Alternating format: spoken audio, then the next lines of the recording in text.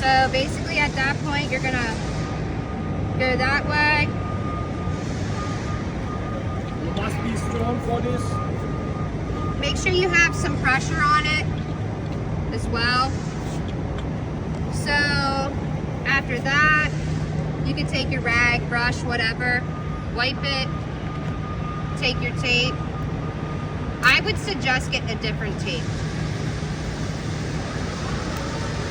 Like Scotch? No, it's supposed to be a really sticky tape that you're supposed to use.